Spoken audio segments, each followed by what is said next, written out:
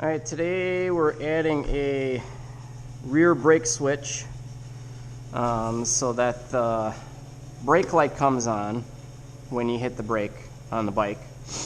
These bikes are wired for tail light only when the bike is running and you have the switch on up front. They do have a brake light filament in the bulb. The wiring is all there. The only thing you need is the brake switch to go in your master cylinder there.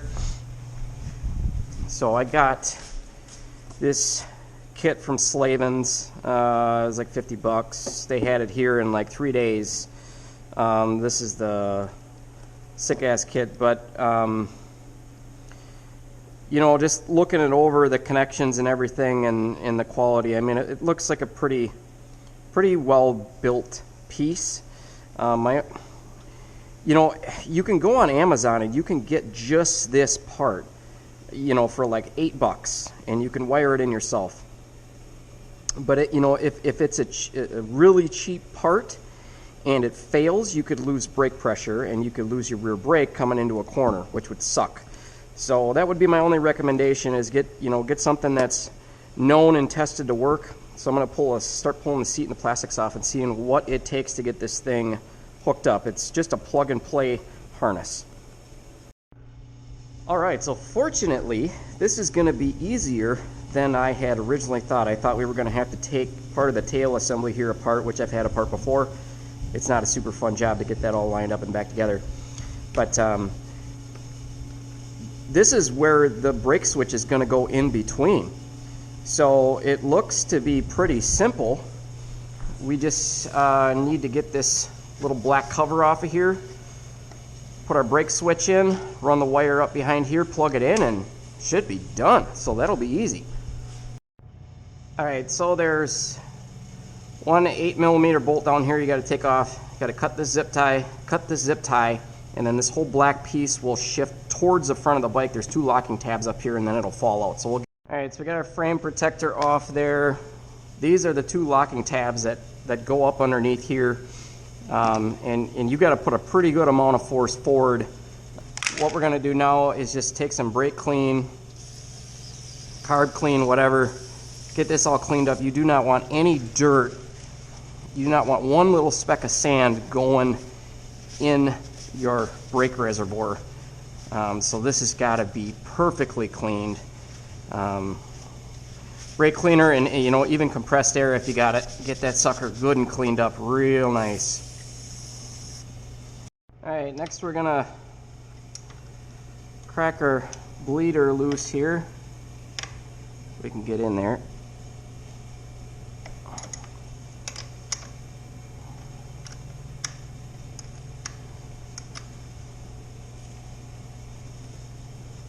Now if you do this right, you shouldn't have to bleed your rear brake when you're done, which is always nice.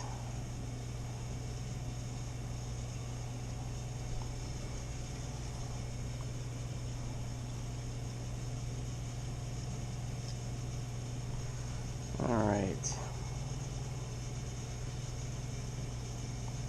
so the kit that I got from Slavens does come with 2 new old copper crush gaskets. So we're going to put one down if we can. One goes down there, the other one goes on top, or it goes on the floor. Alright, so we got 1 new crush washer up top, 1 new crush washer on the bottom, and then we're just going to slowly spin this switch back into place. Okay, so what I ended up doing was removing this cap here and pushing it up a little ways, because you have to be able to spin the brake switch with the wiring, because these wires are just soldered onto this switch. So if you just go crazy and spin your brake switch, you'll rip those wires right out of there, and then you're going to have to get a hold of Slavens and, you know, explain what happened. So that's it.